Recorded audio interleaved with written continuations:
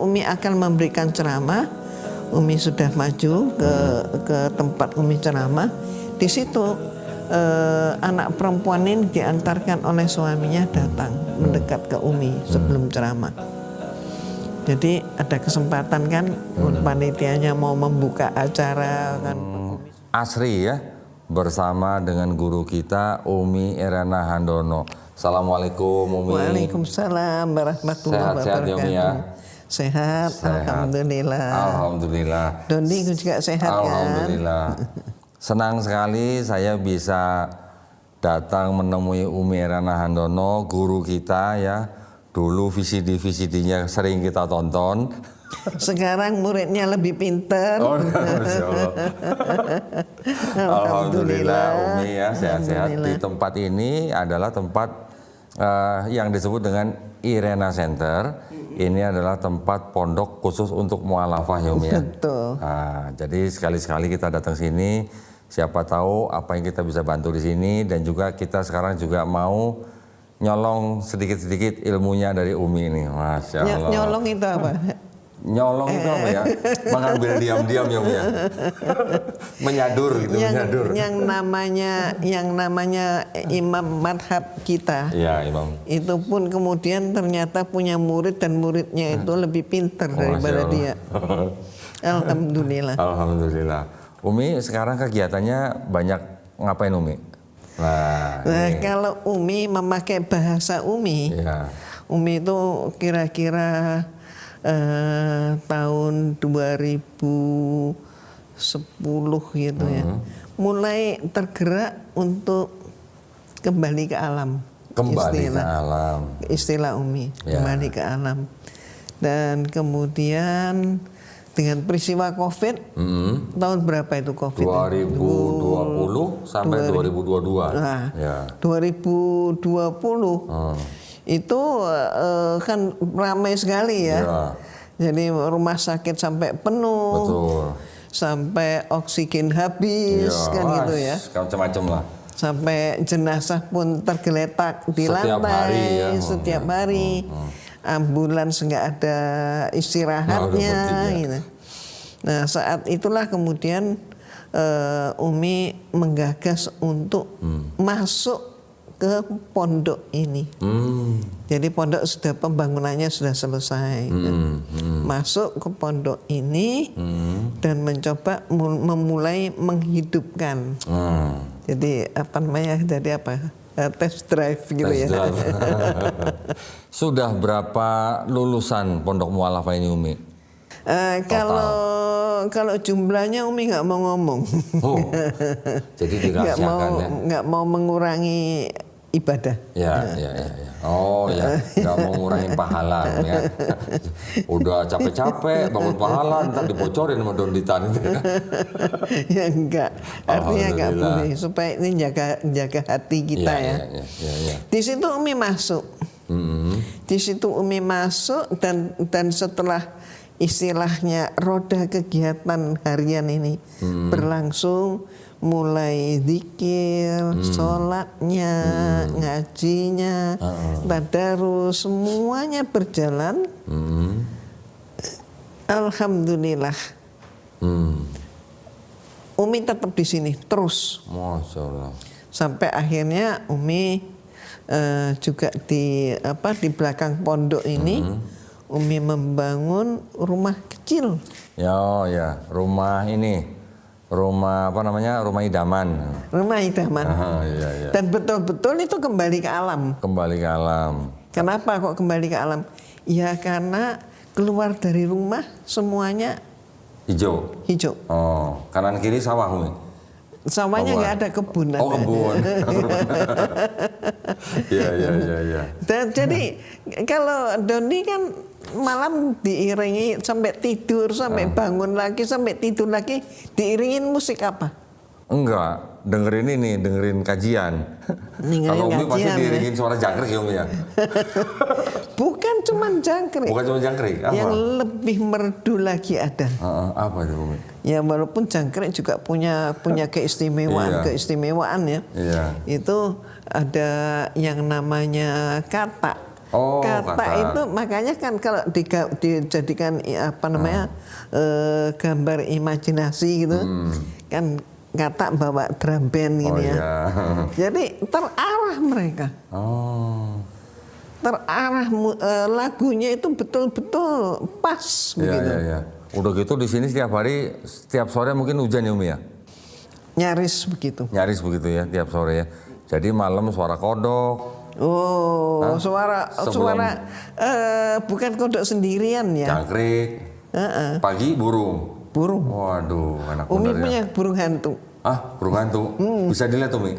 Bisa. Loh, katanya ada hantu 3 kok bisa ekor. dilihat? Kalau manusia jadi hantu kita nggak tahu. Oh, iya. Tapi kalau burung hantu ada. Masih bisa dilihat ya? Mungkin hantu-hantu manusia itu meniru gitu ya, meniru burung hantu. 3 burung hantu Umi. Ngapain miara burung hantu Umi? Datang sendiri. Oh, datang sendiri. Kirain beli di pasar. Oh, nggak ada. Jadi sekarang di situ terus burungnya? Iya. Oh, alah. Makan tidur minum di sini. Oh gitu? Waduh, Masya Allah. Keren ya. Jadi keren sekarang banget. kalau yang mualafah yang belajar di sini, itu juga Umi ajari kristologi. Iya dong, karena mereka kan dulunya Kristen. Ya. Jadi mereka harus benar-benar mengetahui dengan kepastian,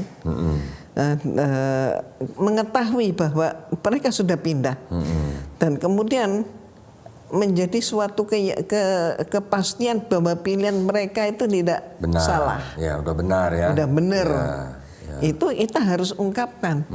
Maka memakai kajian kristologi. Berarti ketika Umi memberikan kajian kristologi sama saja dengan Umi membersihkan akidah lama ya Umi ya? Betul. Nah, membersihkan dari akidah lama. Betul. Dan mengisi dengan akidah baru. Yang sesuai dengan ketentuan Allah. Ya, saat itu misalnya ini kita ngomong ya, Nabi Isa alaihissalam sholat enggak? Sholat. Sujud lagi sholatnya. Sujud lagi gitu ya. Sholat subuh lagi. Sholat subuh. Ya. Ya. Bahkan syahadat Nabi Isa. Syahadat, iya betul. Bahkan dihitan Nabi Isa, gitu kan ya. Akikah loh. Akikah. Umi udah tahu ayatnya akikah. Yesus akikah Umi udah tahu di Bible. Belum. Lukas pasal 2 ayat 24. Ketika baru lahir setelah disunat, setelah ibunya atau maminya Maria tahir, kan dibawa ke bait suci untuk diserahkan ke Tuhan katanya kan. Dan juga mempersembahkan sepasang burung tekukur. Berarti kan akikah. Iya, betul. Ah, udah gitu baptis juga. Kita umat Islam juga baptis. Baptisnya umat Islam seperti mandi besar atau mandi junub, maknanya sama dengan mikvahnya orang Yahudi. Menyucikan diri. Menyucikan diri. Cuman kalau orang Yahudi zaman dulu kan mereka ke Sungai Nil. Maksudnya mencelupkan dirinya ke dalam air. Kalau di Arab Saudi kan air susah Umi. Jadi cukup dengan mandi besar. Gitu. Tapi maknanya sama. Berarti Umi mengisi dengan kristologi para mualafah ini ya. Untuk memperkenalkan kembali dan kemudian membuat si mualafah untuk berpikir kembali. Iya. Apakah sudah benar? Oh ternyata benar banget. Dan ini agama yang hak. Ya, betul. Jadi mereka masuklah dalam kehidupan Islam dan disitulah Umi mengingatkan. Ini namanya hidayah. Jadi hidayah itu lebih mahal daripada apapun. Iya, betul. Daripada gunung emas, gunung berlian, ya lebih tinggi nilai hidayah. Nggak ada yang bisa menandingi ini. Iya. Dan ini sudah kita terima. Maka jangan sampai hidayah ini terabaikan. Jangan sampai lepas gitu ya. Jangan sampai lepas. Karena kan gini Umi ya, kebanyakan ketika mereka masih berada di agama lamanya, yaitu dalam hal ini misalnya Kristen, mereka kan selama jadi Kristen diajarkan untuk mencintai Yesus ya Umi ya? Iya. Betul kan? Tapi ketika mereka masuk ke dalam Islam dan mereka tahu apa yang mereka lakukan itu sama dengan yang Yesus lakukan di dalam Bible mereka, itu kan lebih, gimana jadinya? Lebih pas. Lebih pas. Daripada ketika dulu mereka di gereja mengaku cinta Yesus, tapi tidak melakukan apa yang Yesus lakukan di Bible. Ya. Betul, ya? Nah, makanya terutama ya bagi orang yang juga pernah membaca, apalagi pernah belajar tentang Bible, maka ketika masuk dalam kajian yang kita laksanakan, kajian Kristologi yang Islami, ya, mereka menemukan pembuktian itu. Ini dalam Bible ayatnya, silakan baca. Ini dalam Al-Quran ini ayatnya, ini silakan baca. Nah ternyata ada yang sama. Ada yang sama. Cuman sekarang Dondi pengen merubah, Umi. Kita jangan sebut ilmu itu sebagai kristologi lagi, Umi. Gimana? Kalau kristologi, definisi kristologi itu kan salah satu cabang ilmu yang mempelajari tentang posisi Yesus Kristus di dalam agama Kristen. Tapi kan Umi juga mengajarkan ada isi dari Quran, ada Islamnya bagaimana, kan begitu. Jadi Dondi sekarang mau ganti kristologi jadi krislamologi. Oh, cocok Umi. Kalau bareng-bareng diperkenalkan gimana? Boleh. Jadi maksud Kristo? Enggak, krislamologi. Jadi ada krislamologi. Nah, jadi ada kristologinya, ada islamologinya. Karena Umi udah lama banget ya mencari kalimat untuk menggantikan kalimat kristologi itu nggak ketemu gitu. Sekarang Dodi bawa di sini nih. Maksud Dodi gini, Umi. Kristologi tadi Dodi sudah kasih tahu definisinya. Krislamologi ya. Kristologi. Kristologi khusus untuk belajar tentang posisi Yesus dalam agama Kristen. Kalau Islamologi itu kan ilmu yang mempelajari tentang seluk beluk Islam. Nah, jadi kalau kita mengajarkan kepada seseorang tentang posisi Yesus di Kristen, seluk beluk Islam, kita gabungkan kan yang Krislamologi. Krislamologi. Setuju? Setuju dong, Umi. Dilakukan? Siap. Oke. Jadi mulai sekarang kita lakukan ya? Ya, mulai sekarang Dodi sebutnya krislamologi. Setuju. Karena gini juga, Umi. Islam, Quran kita kan juga sering diserang. Iya memang. Iya kan? Nanti ada orang Kristen atau dan ngawur lagi nyerangnya. Ngawur. Kalau nggak ngawur bukan Kristen, Umi. Mereka nyerang, misalnya Quran surat Ali Imran ayat 45. Misalnya contoh, tuh di situ Nabi Isa disebut terkemuka di dunia dan akhirat. Oh ya, itu selebaran ya zaman Umi itu masih awal dakwah itu selebaran. Banyak, itu banyak dan penyebarannya luar biasa. Ada yang pakai cara itu selebaran itu fotokopian itu sampai 1 rim gitu ya. Itu ditaruh di atasnya kotak amal. Sehingga pikirnya umat Islam punya Islam. Oh ini berarti kita ambil satu lah kita beramal itu masukin ke kotak amal. Kurang ajar ya. Iya. Kurang ajar ya. Karena nggak pakai besaran duit berapapun masuk ke kotak amal. Waduh. Gitu ya, Om ya. Itu malah Dodi nggak ngeliat tuh yang begitu-gituan tuh. Habis. Kalau yang Dodi tahu ada kayak semacam pamflet atau buku kecil, buku saku. Itu ditaruh di situ. Habis. Habis. Kan kotak amal. Iya. Nah ini berarti silakan ambil setelah nyemplungin ke kotak amal ini ngambil. Malah ada yang nggak nyemplungin ngambil juga. Iya. Jadi berarti mereka targetnya tercapai nyebarkan. Iya. Nah seperti itu mereka bilang tuh Nabi Isa di Quran disebut terkemuka di dunia dan akhirat. Coba Nabi Muhammad atau Nabi lain ada nggak yang disebut terkemuka di dunia dan akhirat pula gitu. Coba. Yang begitu kadang-kadang kalau kita nggak jawab bagaimana ya. Dan orang tanya ke kita. Dan orang nanya kita, orang Islam nanti bisa murtad gara-gara dikituin. Ya, nggak bisa dong kita diem. Atau ditanya begitu mereka jadi murtad. Kan kita juga harus paling tidak kalau kita mengaku kita dan kita sudah tahu ilmunya, kalau kita bisa berikan jawabannya atau kita bisa memberikan kajiannya, terus kemudian orang tidak jadi murtad gara-gara tahu kajian kita, Kan itu kan juga pahala buat kita. Iya. Nah. Ini Umi juga alami. Jadi ceritanya ketika Umi berdakwah di sebuah masjid di Jakarta.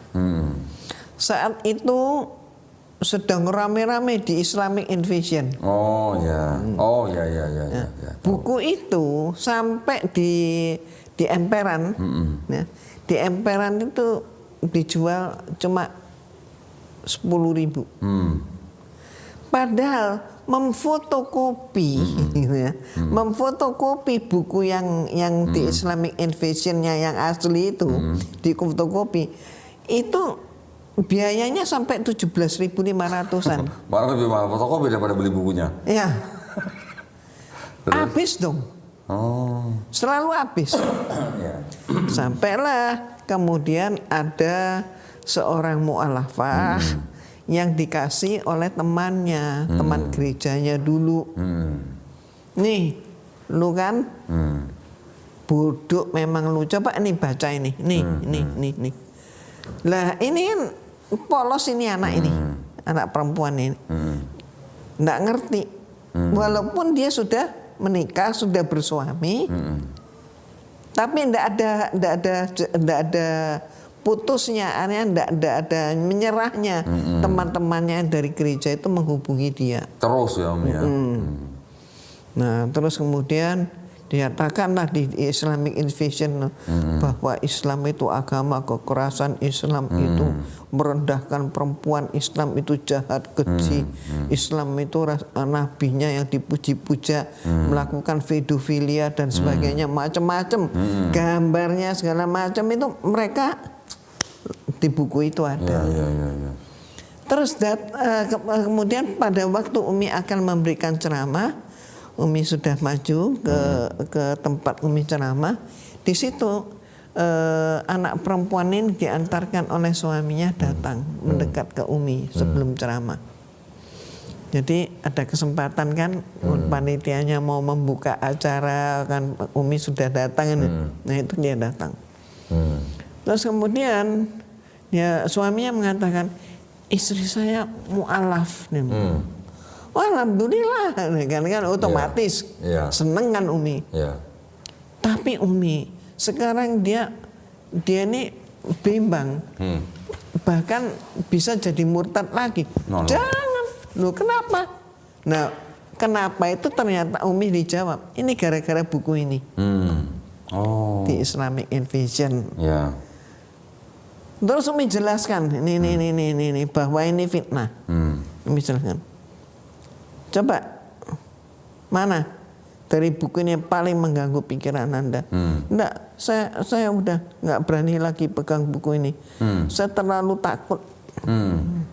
Oke, kalau Anda begitu mengganggu Anda, iya sangat terganggu saya. Ini yang menyebabkan sampai saya goyah.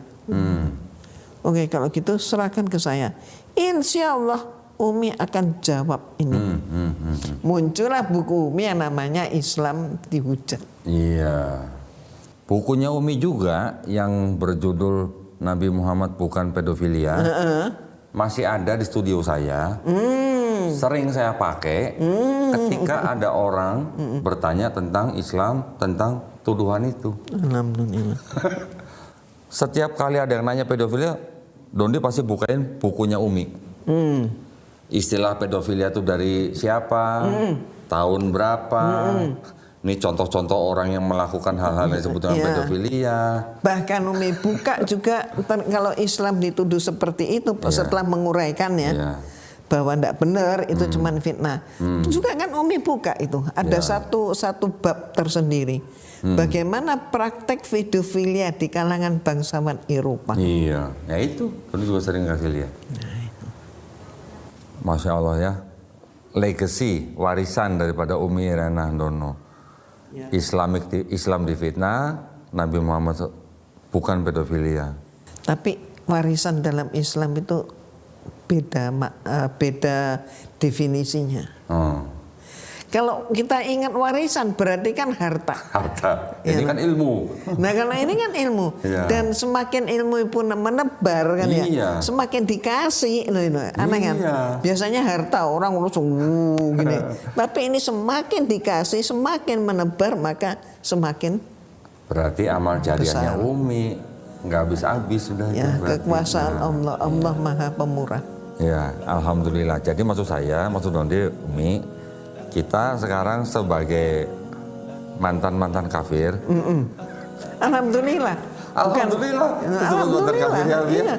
Daripada mantan muslim. Nah, naudzubillah min dzalik kalau itu. Nah, maksud Dondi, jadi dengan ilmu itulah kita gabungkan Umi, kristologinya dan islamologinya kita gabungkan. Jadi Krislamologi. Setuju. Mulai sekarang nih. Jadi kalau Umi nanti ada angkatan baru mualafah, jangan sebut kristologi lagi. Krislamologi. Krislamologi. Karena kan Umi kan selalu kan memberikan ilmu Islam juga. Iya. Pada saat kelas itu. Dan selalu Umi caranya tetap nggak berubah, yaitu ketika Umi berbicara tentang Islam, oke, Umi akan bacakan. Kalau kemudian ada orang yang sudah belajar ngaji dan bisa ngaji, Umi persilahkan dia baca.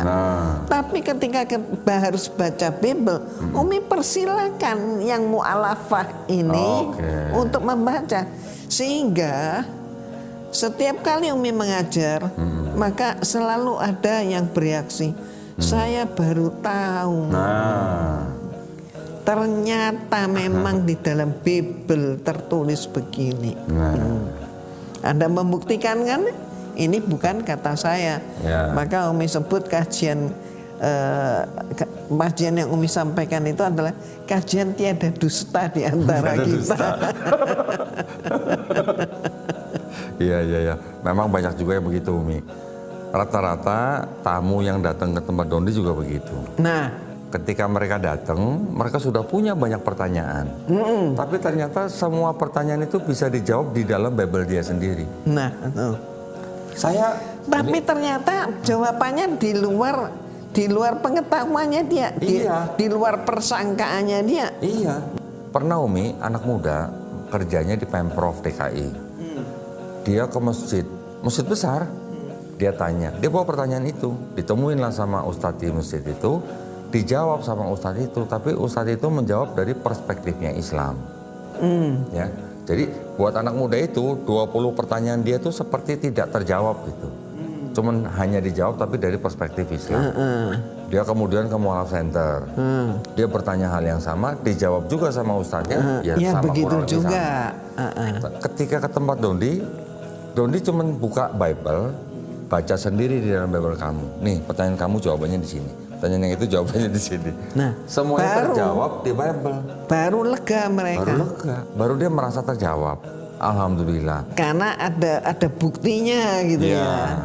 Nah, buktinya ada, udah gitu dari dokumen dia sendiri. Betul. Dari dokumen dia sendiri. Akhirnya setelah itu bersahadat. Alhamdulillah.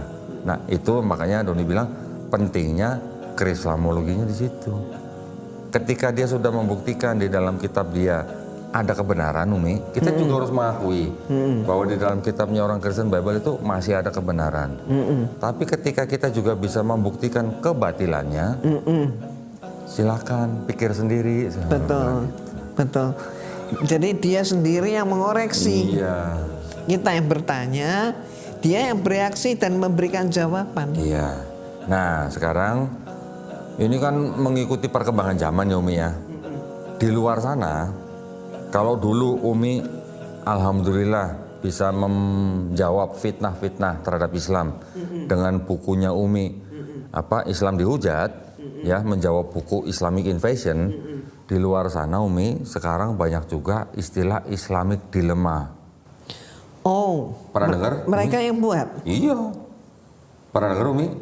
Belum punya bukunya. Belum ada yang ngeluarin bukunya, tapi sudah banyak perbincangan di luar. Islamic Dilemma.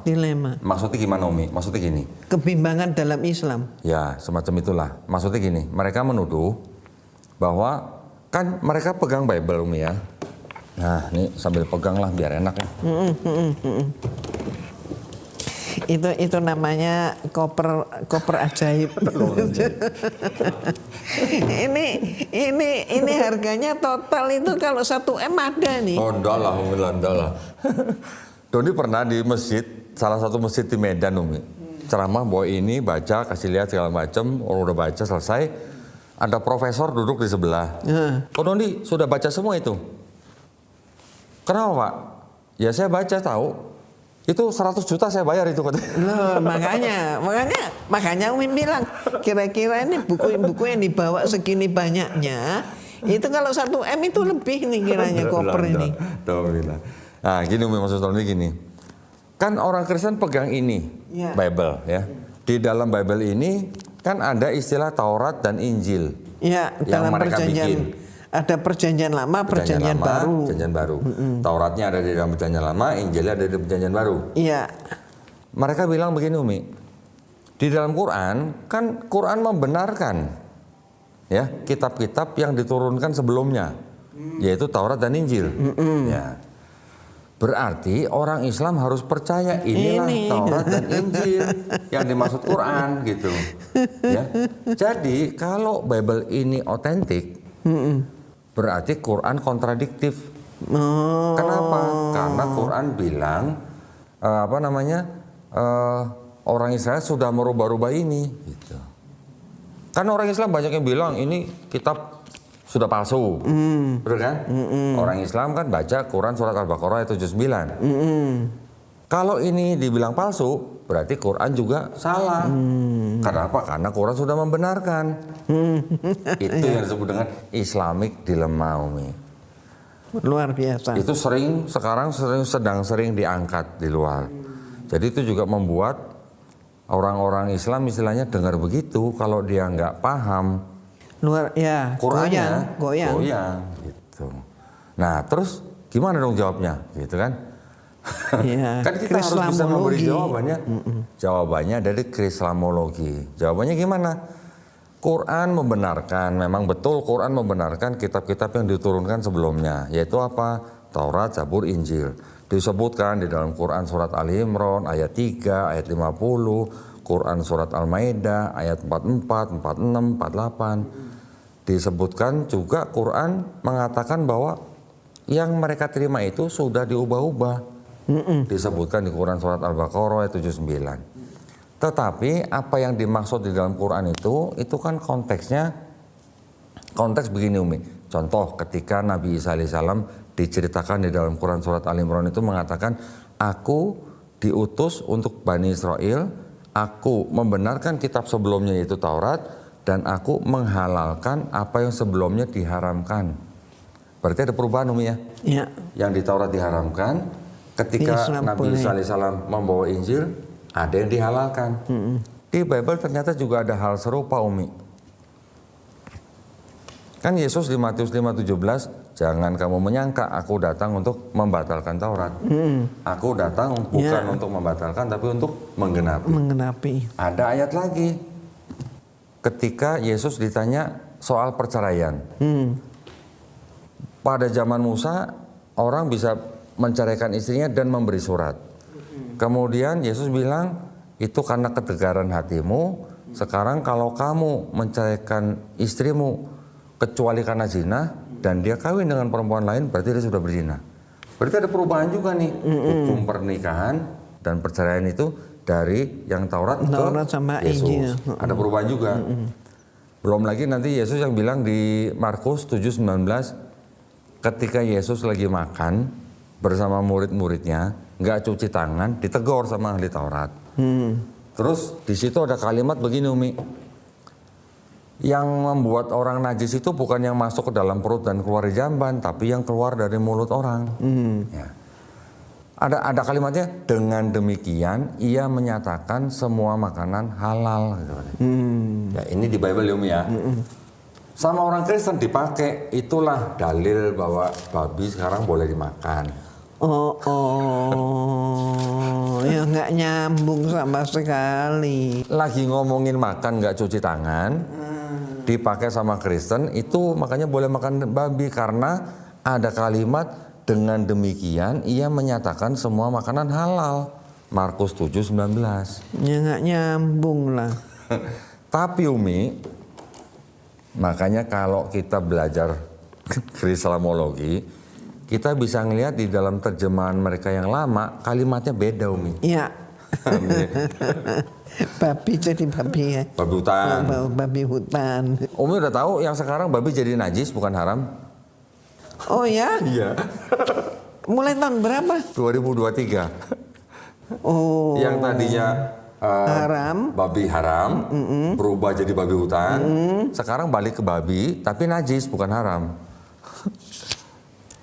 2023. Nah, LAI TB2 namanya. Nah, di sini Umi ada satu Bible keluaran tahun 58. Ini juga LAI, ini juga LAI. Tapi kalimatnya bisa beda begini. Kalau yang di 58 tulisannya itu dengan tanda tanya. Dengan demikianlah membersihkan segala makanan itu, tanda tanya. Tapi kalau yang terjemahan terakhir, dengan demikian ia menyatakan semua makanan halal. Wens. Beda Jadi nggak, masih tanda tanya, masih dipertanyakan. Di sini langsung diberi jawabannya. Diberi pernyataannya. Iya, dengan demikian ia menyatakan semua makanan halal. Nah, ini ya walaupun kan untuk kita Islam babi tetap haram. Di sini dianggap sama orang Kristen babi jadi halal karena ada kalimat begini. Walaupun kita juga bisa membuktikan dari terjemahan yang sebelumnya artinya berbeda ya. Tapi maksud Doni gini, berarti di dalam Bible juga Yesus membenarkan Taurat, tapi Yesus juga merubah Taurat. Merubah itu artinya ada yang diubah. Ada yang diubah. Perceraian, makanan, dan juga hari Sabat. Karena Yesus dan murid-muridnya hari Sabat memetik gandum. Gitu. Padahal bagi mereka dinyatakan hari Sabat itu Tuhan istirahat. Ya. Nah, artinya ada kesamaan nih antara Quran dan Bible, di mana Yesus menerima dan membenarkan Taurat, tapi juga ada yang diubah, ya. Berarti yang namanya Islamic Dilemma itu di dalam Islam itu sebenarnya hanya kelanjutan transmisi wahyu ilahi yang tadinya dari Taurat, Injil, dari Taurat dibenarkan oleh Injil, tapi juga ada yang disempurnakan.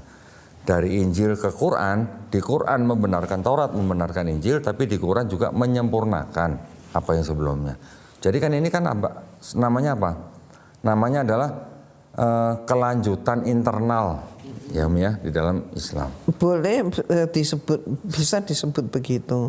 Iya. Tapi juga sebenarnya kalau ke intinya, kalau ke intinya kita maka akan menyatakan bahwa lah yang dilakukan dalam Islam itu yang benar-benar yang merupakan wahyu Allah. Ya. Yang mereka plesetkan dan mereka ubah-ubah. Ya. Nah, maksud Dondi gitu, Umi. Jadi yang disebut dengan Islamic Dilemma sendiri itu sebuah asumsi yang salah gitu. Ya, betul. Asumsi yang salah. Asumsi yang salahnya kenapa? Karena Quran selain membenarkan juga sudah berani menyatakan bahwa mereka sudah mengubah-ubah. Ya. Jadi yang diakui oleh Quran, yang diklaim oleh Quran, Taurat, Injil itu yang asli. Itu yang asli. Artinya wahyu yang benar-benar diturunkan, bukan yang sudah menjadi bentuk begini, yang sudah diubah-ubah. Maksud Tondi gitu. Nah, jadi sebenarnya tidak ada yang namanya Islamic Dilemma. Yang ada hanyalah apa? Kelanjutan internal dalam Islam tentang transmisi itu.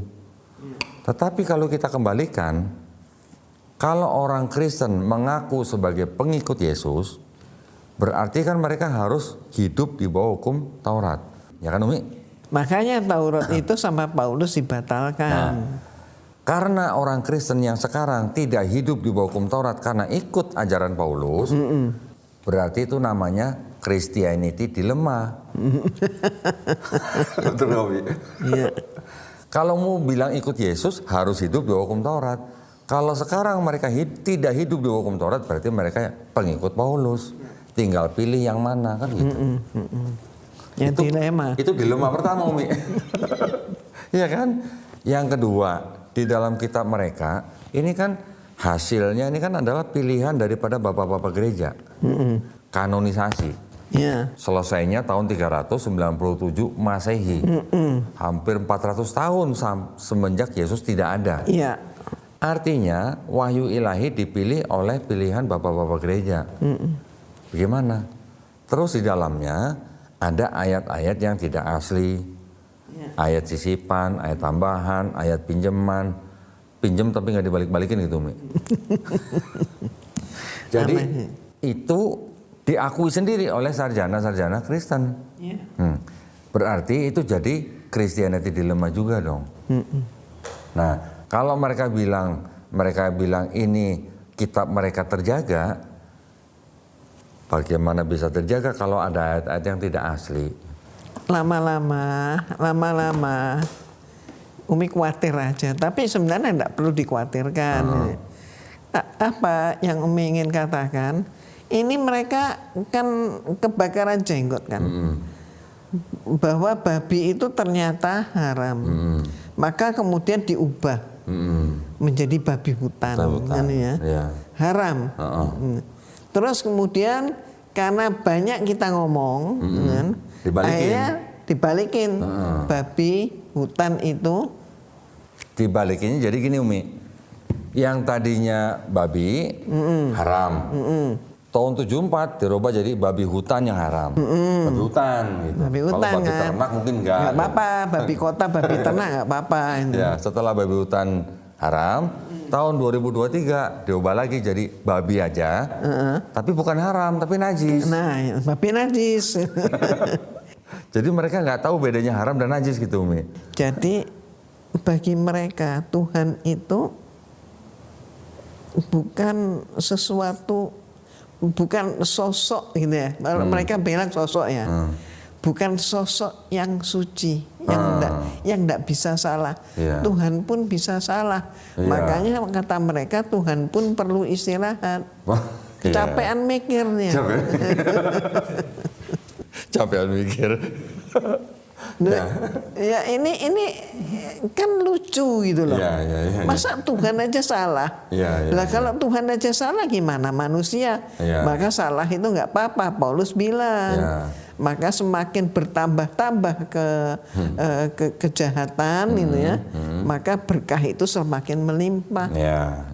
Nah, kalau kita bicara Paulus, Yesus, kemudian kitab mereka sendiri, ternyata kalau kita kembalikan dengan standar yang sama, berarti sebenarnya Islamic dilemma itu tidak ada. Betul. Yang ada malah Christianity dilemma, gitu, Mi. Ini ya mungkin masuk ke Indonesia tapi nggak masif, tapi di luar itu banyak, Mi. Di luar itu lagi rame gitu disebutnya. Lagi rame. Lagi rame. Berarti di Amerika, di Australia sudah beredar. Beredar, banyak, Umi. Karena kan mereka juga lewat YouTube, jadi kan cepat menyebarnya. Gitu. Nah, ketika Dondi lagi ngajar di kelas kristologi juga waktu itu, ada juga temennya dia nanya tentang Islamic dilemma. Berarti sudah nyampe ke dia. Anak-anak muda udah nyampe tuh berarti. Iya kan? Kalau habis ini nanti Umi download aja deh. Nah, Umi nanti boleh pelajarin. YouTube-nya. Banyak di corner. Apa? Di street corner juga banyak dibahas. Ya, di Speaker's Corner juga sering dibicarakan. Tolong cariin nanti ya. Ya, itu penting juga, Umi. Ya, karena segala sesuatu, serangan, tuduhan, fitnah terhadap Islam, kita harus bisa mengajarkan kepada umat Islam jawabannya tuh begini loh. Iya, betul. Itulah perlunya kita. Iya. Makanya jadi mantan. Jadi mantan. Jadi segala yang kita alami ini nggak sia-sia. Iya, betul. Ada manfaatnya dan ternyata manfaatnya besar. Jadi mantan kafir. Jadi mantan kafir, mantan besar. Nah, maksud Dondi gini, ketika disebutkan bahwa ada ayat yang tidak asli, mungkin kalau mereka melihat kitab-kitab yang seperti ini tidak terlihat, Umi. Tapi ketika bisa ada keluar kitab seperti ini, di dalamnya Umi dulu pernah baca juga, di dalamnya ada pernyataan bahwa ayat ini tidak asli, sudah jadi dilema baru lagi buat mereka. Iya. Nah, berarti kitab mereka terkonfirmasi tidak terjaga Dan mereka umat mereka itu pun sebenarnya miskin pengetahuan tentang agamanya sendiri. Ya. Wah, sayang saya nggak berani ngasih Umi baca yang ini sih. Kalau baca yang ini, aduh, heboh nanti. Porno ya? Kok tahu? Tahu. Kira-kira Yesniel kan? Bukan Umi, ulangan. Oh, ulangan. Aduh, jangan Umi lah, jangan lah. Tidak pantas untuk dibacakan di sini. Oke, ada satu lagi Umi. Ini yang gimana ya? Doni ketika menemukan dua buku ini Umi. Ini ada dua buku, pengarangnya sama. Yang mengarang namanya Dennis R. MacDonald. Ya, ini juga sama. Yang ini dia menyatakan bahwa penulis Markus ternyata menyadur penulis namanya Homer. Homer ini hidup kira-kira tahun 800 sampai 700 sebelum Masehi. Punya bukunya Homer nggak? Ada, tapi PDF. Dodi punya PDF tentang Iliad. Namanya Kerajaan Iliad. Ya, Kerajaan Iliad ini punya raja namanya Odyssey. Nah, Odyssey ini setelah membantu temannya menghancurkan kota Trojan, dia kembali ke Kerajaan Iliad selama 10 tahun Umi. Ini yang disadur sama penulis Markus. Tapi yang diambil dari Markus ini narasinya, nama orangnya dan nama tempatnya diganti. Nah, contoh peristiwa di kapal Odyssey dan pengikutnya kena badai. Jangan-jangan istilah tukang kayu segala macam muncul dari situ. Bisa jadi. Umi ingat ketika Yesus katanya diurapi kaki dengan minyak yang mahal. Narwastu. Di sini juga Raja Odyssey juga begitu. Padahal itu dinyatakan sebagai upacara pernikahan bangsawan Yahudi. Ya itu dulu mungkin Profesor Barbara Thiering yang menyatakan itu ya. Itu udah tahun berapa tuh Mi? Yang ini Dennis R. MacDonald ini bisa menemukan, dia membandingkan antara novel Iliad itu tentang Raja Odyssey itu dengan Markus. Banyak sekali yang sama. Cuman beda nama tempat dan nama orang. Ini kalau dipahami, ini kalau diketahui, dimengerti oleh umat mereka, ya mudah-mudahan umat mereka mikir ya. Ya, banyak kesamaan tuh Mi. Ini cerita Odyssey, ini cerita Markus. Nama orang dan nama tempatnya diganti. Ini juga nih. Ini ada orang-orang penjelajah gua. Nih Odyssey, Markus. Cerita-ceritanya sama. Banyak sekali yang sama. Ini dulu tanda-tandain semua nih. Nanti Doni sekali-sekali bikin kajian yang khusus tentang ini nih. Jadi luar biasa. Homer itu hidup kira-kira 700 tahun sebelum Masehi. Markus menulis gospelnya kira-kira tahun 65 sampai 70 Masehi. Masuk akal. Ya. Kemudian yang Markus, tulisan Markus ini disadur oleh penulis Matius dan penulis Lukas 10 tahun kemudian. Berarti kira-kira tahun 75 Masehi. Jadi sementara ini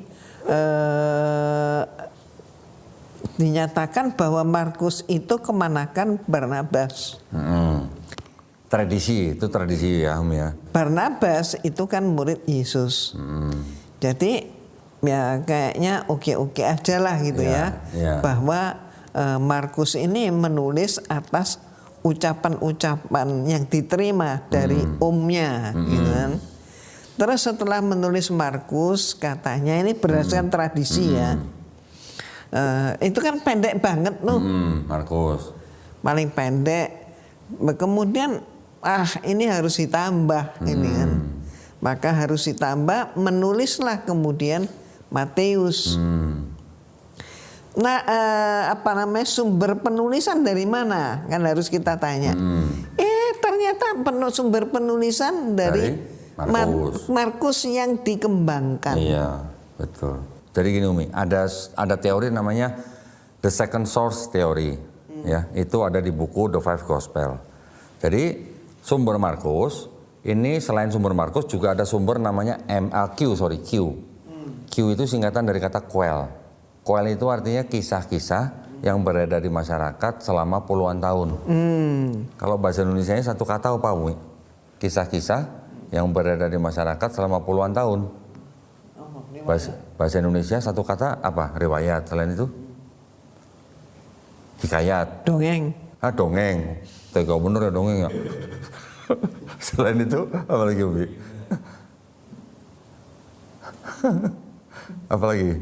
Ya omon-omon. Omon-omon. Nah, maksudnya gini. Jadi ada sumber Markus yang tadi ternyata terbukti di buku ini menyadur tulisan Homer, novelnya Homer. Ada sumber yang namanya Q atau quell.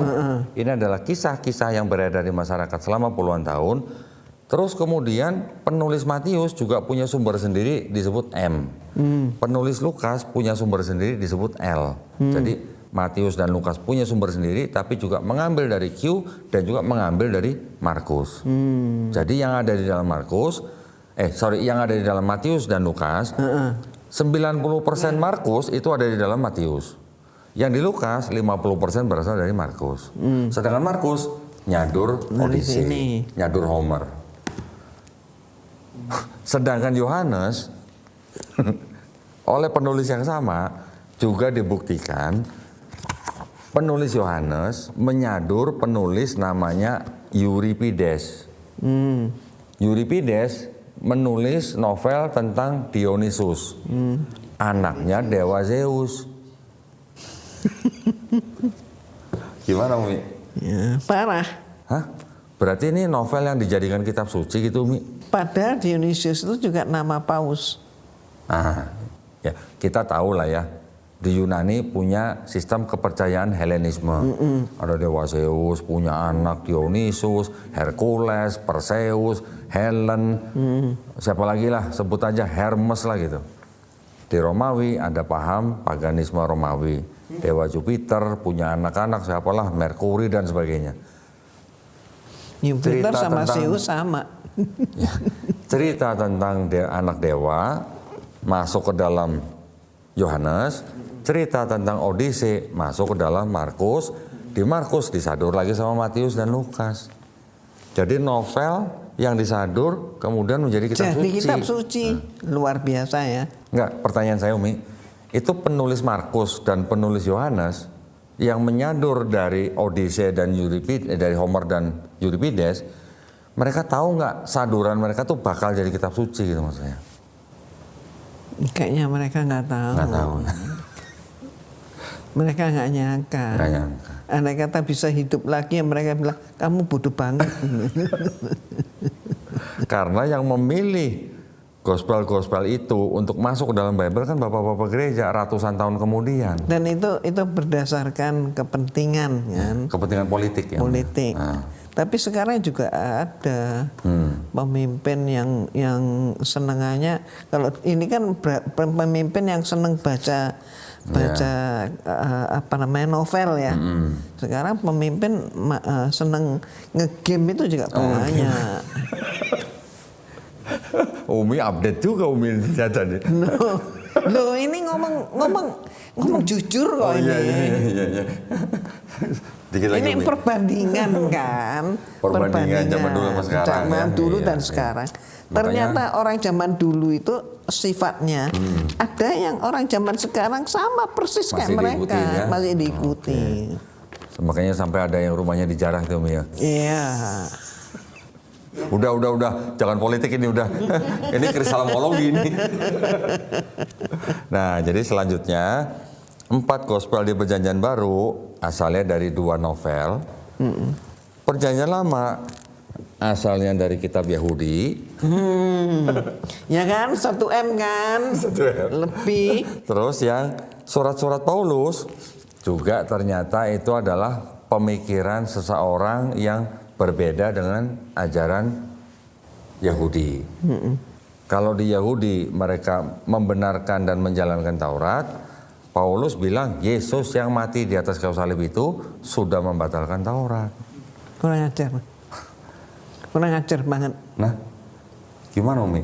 Padahal Yesus kan ngomong sebelum bahwa langit dan bumi itu tidak lenyap. akan lenyap sebelum iota. satu iota. Iya.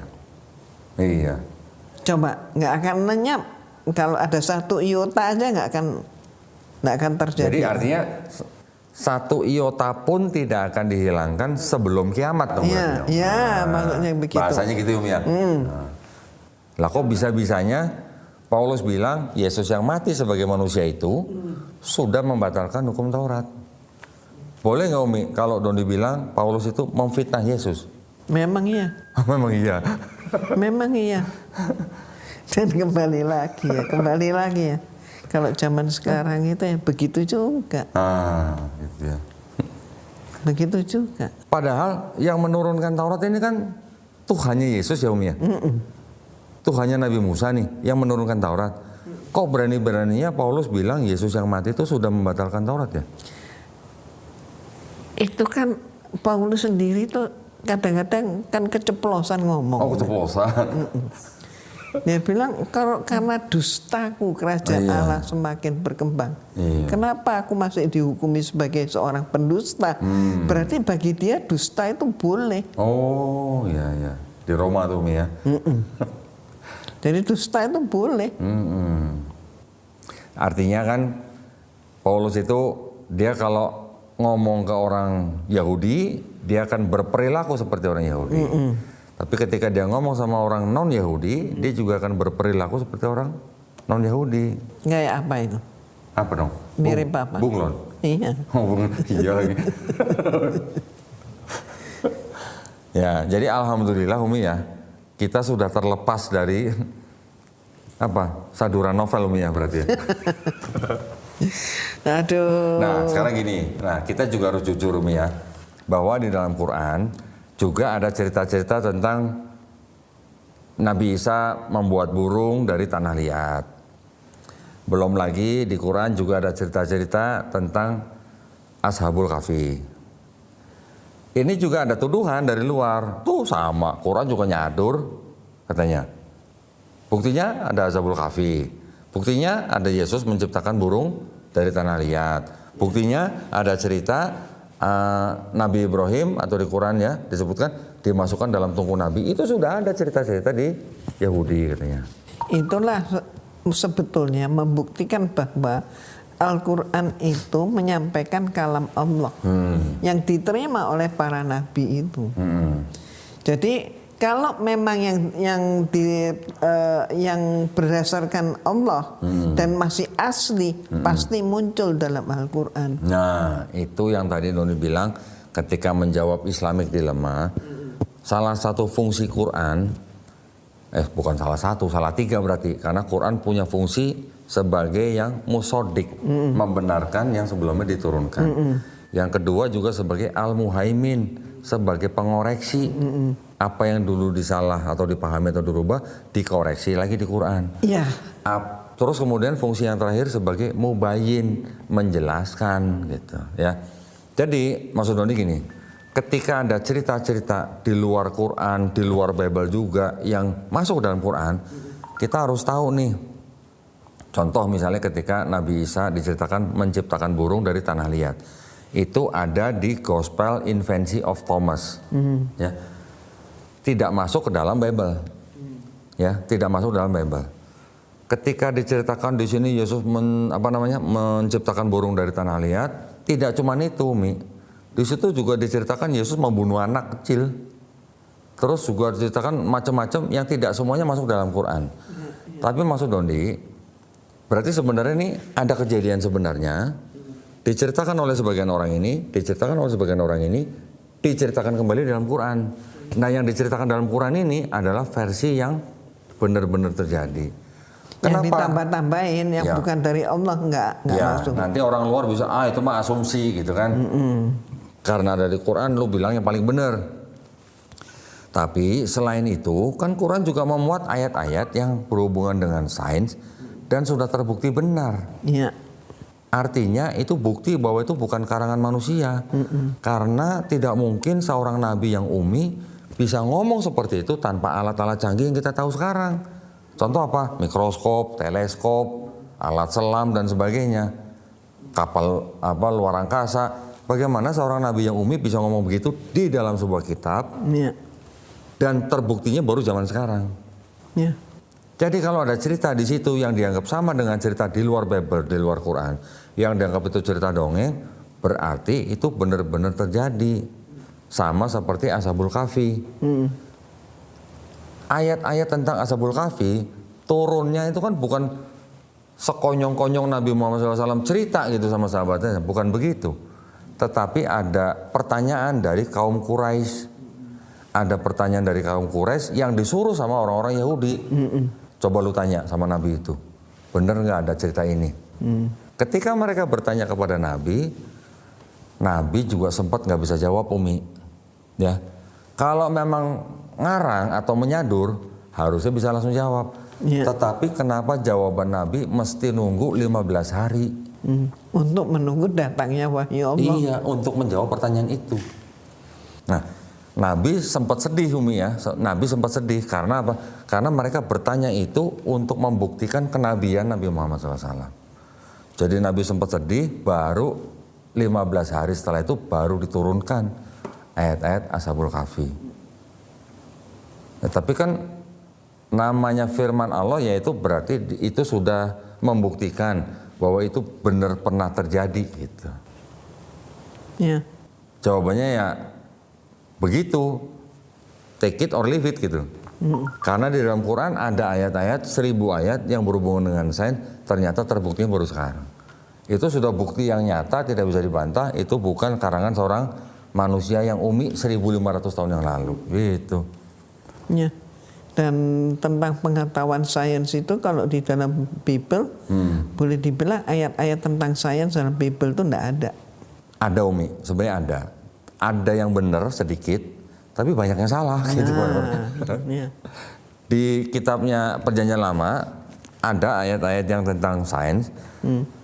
Ada yang benar tapi juga banyak yang salah. Ya, mungkin nanti kita bisa bahas lain kali, Umi. Contohlah tentang cerita banjir bah zaman Nabi Nuh. Terus kemudian tentang hewan, tentang bintang-bintang atau planet-planet, macam-macam. Ada yang sesuai dengan sains tapi banyak yang salah. Jadi artinya mereka ini sangat-sangat minim tentang ilmu pengetahuan.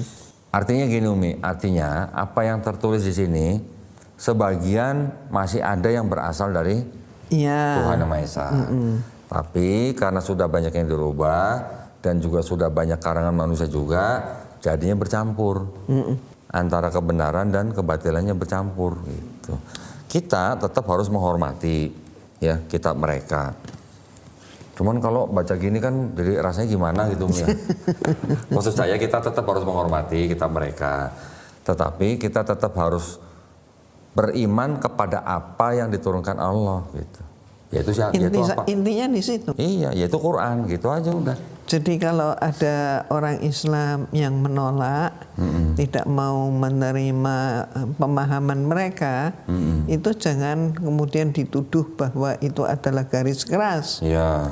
Tapi karena orang Islam itu selalu mencari rujukan, dia mau menerima yang benar-benar datangnya dari Allah. Iya, betul, betul sekali. Nabi Muhammad SAW kan juga menasihati sahabat-sahabatnya, jangan kamu terima sepenuhnya, tapi juga jangan kamu tolak sepenuhnya, karena bisa jadi di dalamnya masih ada kebenaran. Gitu. Betul. Iya. Dan sejak awal kan kita dituntun untuk itu. Iya, betul. Dan kalau sekiranya tuntunan Rasulullah SAW itu ditaati ya, dan dipakai, insya Allah aman, nyaman, tenang, tentram gitu. Jadi Umi, ini membuktikan Quran surat Ali Imran ayat ke-78. Bunyinya kira-kira gini, Umi. Dan sungguh di antara mereka niscaya ada segolongan yang memutarbalikkan lidahnya membaca kitab. Agar kamu menyangka yang mereka baca itu sebagian dari kitab. Padahal itu bukan dari kitab dan mereka berkata itu dari Allah. Padahal itu bukan dari Allah. Mereka mengatakan hal yang dusta terhadap Allah padahal mereka mengetahui. Novel jadi kitab suci. Karena sudah terlanjur, ya dipertahankan. Iya. Mereka tahu kan? Iya. Dan sampai sekarang belum ada pendeta yang bantah dia, Umi. Karena memang dokumennya ada semua. Iya. Dokumennya Raja Odysseus ada, dokumennya yang Dionysius ada, dan dokumen Markus dan Yohanes ada. Kalau tidak ada dokumennya, mungkin mereka juga nggak bisa buku seperti ini. Iya. Dari teman. Ya, yang bisa kita lakukan hanya apa, Umi? Cuman bersyukur ya, Umi ya. Ya bersyukur. Alhamdulillah ya. Jadi kita jangan sampai lalai dari bersyukur. Iya. Karena sesungguhnya Allah sudah demikian menyelamatkan kita. Diberi sesuatu, yaitu nikmat iman, nikmat Islam yang melebihi apapun yang ada di dunia ini. Betul. Jadi kaya banget. Jadi cuman orang kan seringkali kalau berbicara tentang kaya itu berarti uang. Padahal nggak begitu. Iya. Yang namanya ilmu, namanya iman. Ya. Kalau Doni rasanya waktu ketika menyebut 2 kalimat syahadat, Umi, seperti orang yang dapat lotre, Umi. Seperti orang yang paling beruntung di seluruh dunia. Jadi artinya ketika Dondi membaca 2 kalimat syahadat itu, Dondi merasa Dondi sedang mendapatkan penghargaan yang paling tinggi dari Allah SWT. Iya. Seperti itu. Masya Allah. Kalau Umi mungkin karena perempuan ya. Iya. Jadi lebih dominan yang nampak itu terharu dan ya mewek, nangis. Oh ya. Karena perempuan. Ya. Masya Allah, udah berapa tahun itu, Umi ya? Jadi tahun 83. Waduh, 83. 17 tambah 25, berapa tahun? 17 tambah 25. 42 tahun. 42 tahun. Waduh, Masya Allah. Alhamdulillah. Dondi masih baru berapa, jalan 11 tahun. Alhamdulillah, ya kan? 11 tahun udah hebat. Alhamdulillah, biasa Alhamdulillah. aja. Alhamdulillah. Alhamdulillah. Baik Umi, mungkin Dondi sekarang mau Umi supaya kasih pesan. Nah, kasih nasihat. Ini waktunya nih dari Umi nih. Alhamdulillah. Silakan Umi. Umi selalu mengatakan kalau dalam dalam perbincangan pesan hidup, jadikan hidup ini sebagai rangkaian ibadah. Latihan ibadah. Rangkaian ibadah. Kenapa? Karena kita tahu bahwa dalam Islam melakukan ibadah itu merupakan kegiatan hidup kita. Insya Allah demikian. Tidak hanya saat kita sholat saja. Kita tersenyum, kita berbicara, kita makan, dan seluruh yang lain hendaknya semata-mata karena Allah. Niatnya karena Allah. Jadi tidak membuat suatu kebohongan, tidak membuat suatu yang dilarang oleh Allah. Hendaknya kita melaksanakan hal itu. Dan kalau kita ingat bagaimana dahulu para sahabat, ada sahabat yang datang dan bertanya kepada Rasulullah, ya Rasulullah, aku ini sudah melaksanakan semua yang menjadi ibadah. Aku sudah sholat, aku sudah puasa. Apalagi ya Rasulullah yang harus dilaksanakan? Maka kemudian Rasulullah menyatakan, kalau engkau sholat, sholat itu untuk dirimu sendiri. Kalau engkau puasa, puasamu juga untuk dirimu sendiri. Tapi hendaknya ada satu ibadah yang sangat bermanfaat, bukan saja untuk dirimu, yaitu untuk orang lain juga, yaitu salinglah, tolong menolong. Tolong menolong itu adalah juga ibadah. Jadi maksud Umi mengatakan, jadikan hidup ini sebagai rangkaian ibadah. Rangkaian ibadah ya. Tadi kok saya dengarnya latihan ibadah ya. Enggak lah. Rangkaian ibadah. Rangkaian ibadah. Kuping agak dikorkin. Alhamdulillah. Terima kasih banyak Umi nasihatnya. Ya. Jadi segala kegiatan kita memang bisa menjadi ibadah ya Umi ya. Iya. Memang bisa. Begini ini kan ibadah juga. Kerja ibadah. Ibadah. Iya. Menyenangkan istri ibadah. Ibadah. Iya. Suami yang terbaik itu adalah suami yang bisa membahagiakan istri. Istrinya. Waduh. Tuh. Belum, sorry maaf Pak. Mohon maaf. Ada yang belum nikah di sini. Ada yang belum nikah di sini. Ada yang belum nikah. Iya, jadi. Ya supaya siap-siap nanti kalau nikah ingat gitu ya. Iya. Ya. Yang itu dua udah nikah belum itu dua itu? Dua udah nikah belum? Udah. Ini udah, yang ini belum. Oh ini belum. Terima kasih banyak Umi nasihatnya. Sama-sama. Ini juga ada apa nih? Parfum. Parfum merek. Ini mereknya apa sih? Rex. Bawanda, mereknya Bawanda. Bawanda. Tapi tulisannya BAU ya. Bau Anda. Bau Anda. Berarti bau kamu gitu berarti. Ini bisa dibeli di mana? Shopee ya. Ini macam-macam, ada yang Akandra, ada yang Rexya, ada yang apa nih? Padma ya. Padma. Ini jadi tadi saya udah cobain baunya. Masya Allah ya. Boleh dicari di Shopee ya. Silahkan. Ini hasil karya dari siapa nih Umi ini? Raihan. Ini adalah timnya dari Umi Irena Handono ya. Cucu Umi sendiri. Nah ya. Jadi ini boleh dicari di Shopee. Mudah-mudahan suka dengan baunya. Bau Anda sendiri maksudnya gitu. Karena bau Anda kenapa? Karena sudah disemprot ini kan enak. Kalau belum disemprot jadi belum jadi bau Anda ya. Belum.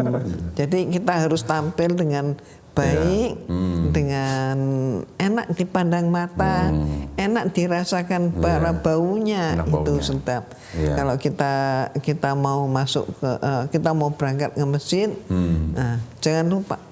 Ya, semprot dulu bau Anda gitu ya. Bau Anda. Baik, barakallahu fikum, terima kasih banyak atas perhatiannya.